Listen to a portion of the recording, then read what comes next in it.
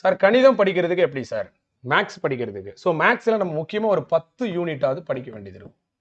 ஒருத்தர் புதுசா maths prepare பண்றாரு. எந்த பேக்ரவுண்டும் இல்லைன்னா, அவருக்கு நம்ம கணக்கு பார்க்கலாம். ஒரு யூனிட் படிக்கிறதுக்கு 10 யூனிட்டுக்கு நிச்சயமா 10 மணி நேரம் வச்சாலும் மேக்ஸ் 100 மணி நேரம் படிக்கணும். அப்போ 100 நாள் அப்படின்னு சொன்னா, ஒரு நாளைக்கு 1 ஹவர் கட்டாயம் மேக்ஸ் பார்க்கணும். கணிதம் பார்க்காத ஒரு நாள் கூட இருக்கக்கூடாது. ஒரு நாள் கூட கணிதம் பார்க்காம நீங்க இருக்கக்கூடாது. 100 மணி நேரம் ஆகும் 10 யூனிட் பார்க்கறதுக்கு. உங்களுக்கு யாராவது சொல்லிக் கொடுத்தா தான் நீங்க மேக்ஸ் எப்படி பார்க்கணும் தெரியுமா? எல்சிஎம் அப்படின்னு சொன்னா, எல்சிஎம்ல ஃபுல் மார்க் எடுக்கிறதுக்கு எவ்வளோ நேரம் ஆகும்? எவ்வளோ நேரம் படிக்கணும்? அப்படித்தான் படிக்கணுமே தவிர, உங்களால முடிஞ்ச அளவுக்கு நீங்க மேக்ஸ் பார்க்கக்கூடாது. நிறைய பேர் மார்க் எடுக்காம இருக்கிறதுக்கு காரணம், அவங்களால முடிஞ்ச அளவுக்கு மேக்ஸ் பார்க்குறாங்க. அந்த காரியத்தை முடிக்கிற அளவுக்கு பார்க்கணும். இப்போ உதாரணத்துக்கு 1 மணி நேரம் நான் மேக்ஸ் பார்த்தோம்னா, 10 மேக்ஸ்ல 4 போடுறேன். அப்ப 2 மணி நேரம் பார்த்தா 8 போடுறேன். 2 1/2 மணி நேரம் பார்த்தா 10 போடுறேன். அப்ப 2 1/2 மணி நேரம் பார்த்தா தான் நமக்கு 10க்கு 10 கிடைக்கும். நீங்க 1 மணி நேரம் உங்களால முடிஞ்ச அளவுக்கு மேக்ஸ் பார்த்துட்டு, எனக்கு மார்க் வரலன்னு தலையில கை வைக்கக்கூடாது. புரியுதா உங்களுக்கு? இங்கேருந்து மதுரைக்கு போறதுக்கு 3 மணி நேரம் ஆகுது அப்படின்னு சொன்னா, 3 மணி நேரம் போனா தானே மதுரை வரும். நான் 2 மணி நேரம் போயிட்டு வரலன்னு சொன்னா எப்படி வரும்? அப்ப மேக்ஸ்ல ஃபுல் மார்க் எடுக்கிறதுக்கு ஒவ்வொரு யூனிட்டுக்கும் ஒரு குறிப்பிட்ட அளவுக்கு நேரத்தை செலவழிச்சா தான் உங்க சக்திக்கு ஏத்த மாரி, உங்க பலம் பலவீனத்துக்கு ஏத்த மாரி. யாராவது சொல்லிக் குடுத்தாங்கன்னா, நான் மேக்ஸ் 8 மணி நேரத்துல போட்டுருவேன்.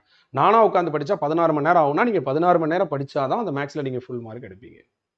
புரியுதா உங்களுக்கு? இத நல்லா மனசுல வச்சுக்கோங்க. கணிதம் எனக்கு வரல சார் நான் என்ன பண்ணேன் அப்படின்னு கேட்குறீங்கன்னா, மேக்ஸை இம்ப்ரூவ் பண்ண பல வழிகள் இருக்கு.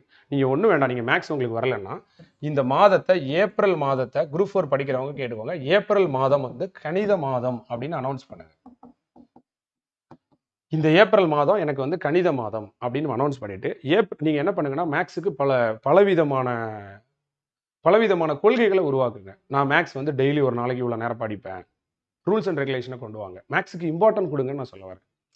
நீங்க அதுக்கு எவ்வளோ இம்பார்ட்டன்ட் கொடுக்குறீங்களோ அதை பொறுத்து தான் மேக்ஸ் வரும். நீங்க என்ன தேடுறீங்களோ அதுதான் உங்களுக்கு கிடைக்கும். நீங்க மேக்ஸ்ன்னு தேடினீங்கன்னா யூடியூப்ல எங்க தேடினாலும் மேக்ஸ் கிடைக்கும். எப்படிலாம் மேக்ஸ்ல இம்ப்ரூவ் பண்ணலாம் அப்படிங்கிறத யோசிங்க. உங்கள்ட்ட ஒரு பேப்பரை கொடுத்து கணிதத்தில் 10க்கு 10 மதிப்பெண் பெறுவது எப்படின்னு கேட்டா, நீங்க எவ்வளவு ஆலோசனை சொல்லி 3 மணி நேரம் கொடுத்தாலும் அந்த பேப்பர் எழுதுவீங்க. என்ன சொல்லுவீங்க ஃபர்ஸ்ட்டு? பாடத்திட்டத்தில் உள்ள தலைப்புகளை முதலில் படிக்க வேண்டும். பள்ளி புத்தகங்களில் உள்ள தலைப்புகளை படிக்க வேண்டும். கணிதத்திற்கு நல்ல சிறந்த நண்பர்களிடம் அறிவுரை கேட்கலாம். ஆசிரியர்கள் நிறைய வச்சுக்கலாம். மென்டார் நிறைய வச்சுக்கலாம்னு நீங்க சொல்லுவீங்க. கணிதத்துக்கு நாமளே என்ன செய்யலாம்? கணிதத்துக்கு ஒரு வாட்ஸ்அப் குரூப் ஓப்பன் பண்ணி டெய்லி 10 கொஸ்டின் போடலாம். வாட்ஸ்அப் ஸ்டேட்டஸ் வைக்கலாம். நம்மளே மேக்ஸுக்கு இம்பார்ட்டன்ட் கொடுத்து நிறைய புத்தகங்கள் வாங்கலாம். நம்மளே மேக்ஸ்ல உள்ள ஃபார்முலாலாம் வீட்டை சுத்தி ஒட்டி வைக்கலாம். இல்லையா உங்க வீட்டுக்காரர் தலையில கூட எழுதி வச்சுக்கோங்க மேக்ஸ் ஃபார்முலாவை. யார் வேணான்றா? புரியுதுங்களா? கணிதம்னு ஒரு மாசம் கிடந்திருந்தா அந்த கணிதம் வராமலா போயிட போகுது? நிச்சயமா வரத்தான் போகுது. மேக்ஸுக்குன்னு கொள்கைகளை உருவாக்குங்க. இந்த மாதம் எனக்கு கணித மாதம். அதனால நான் என்னெல்லாம் பண்ண போறேன்? மேக்ஸுக்காக என்ன இம்பார்ட்டன்ட் கொடுக்க போறேன்? நானே ஒரு யூடியூப் சேனல் ஆரம்பிக்க போறேன்னா ஆரம்பிங்க. யாரெல்லாம் மேக்ஸ்ல சூப்பரா யூடியூப் சேனல் நடத்துறாங்களோ அந்த இதெல்லாம் சப்ஸ்கிரைப் பண்ணி வைங்க. அவங்களுடைய வீடியோ டெய்லி மறக்காம பாருங்க. அடுத்து நீங்களா மேக்ஸ் டெய்லி ஒரு 10 கொஸ்டின் வாட்ஸ்அப் குரூப் ஓப்பன் பண்ணி நீங்களா டெய்லி 10 போடுங்க. நீங்க ஏதாவது சின்ன குழந்தைங்களை கூப்பிட்டு மேக்ஸ் ஸ்கூல் பசங்களுக்கு சொல்லிக் கொடுங்க. கணிதத்தில் இணைந்து இருக்கிறது மூலமா தான் கணிதத்தை நம்ம என்ன செய்ய முடியும்? இம்ப்ரூவ் பண்ண முடியும். அப்படி பாருங்க. ஒரு 10 வழிகளை கணிதத்துல சிறப்பாக கணிதத்துல மார்க் எடுக்கிறதுக்கு நீங்களா தேடி கண்டுபிடிச்சு அந்த 10 வழிகளை நீங்க எக்ஸிக்யூட் பண்ணுங்க. ஒரு பாடம் உங்களுக்கு கடினமா இருக்கு. ஒரு பாடத்துக்கு வந்து உங்களுக்கு விருப்பம் இல்லாம இருக்குன்றது காரணத்தால நீங்க நேரமே ஒதுக்க மாட்டேங்கிறீங்க அந்த பாடத்துக்கு. ஆனா உங்களுக்கு ஒண்ணு தெரியுமா? நீங்க நேரம் ஒதுக்குனீங்கன்னா அந்த பாடம் உங்களுக்கு கடினமா இருக்காது. அந்த பாடம் உங்களுக்கு விருப்பம் இல்லாம இருக்காது. அப்ப கணிதத்துல மதிப்பெண் பெற ஒரே வழி அந்த கணிதத்துக்காக நேரம் ஒதுக்குறது. டெய்லி 2, 3 மணி நேரம் நீங்க செலவழிச்சீங்கன்னா, நிச்சயமா அந்த கணிதம் உங்க கைக்கூட வரும். அதுல மாற்றமே கிடையாது. ஒரு நாள் கூட மேத்ஸ் பார்க்காத நாள் இருக்கக்கூடாது. இன்னையிலேருந்து குரூப் 4 எக்ஸாம் பாஸ் பண்ணணும்னு நினைக்கிறவங்க. ஏன்னா நெறைய பேர் பலவீனத்த அப்படியே பலவீனமாவே வச்சிருக்காங்க.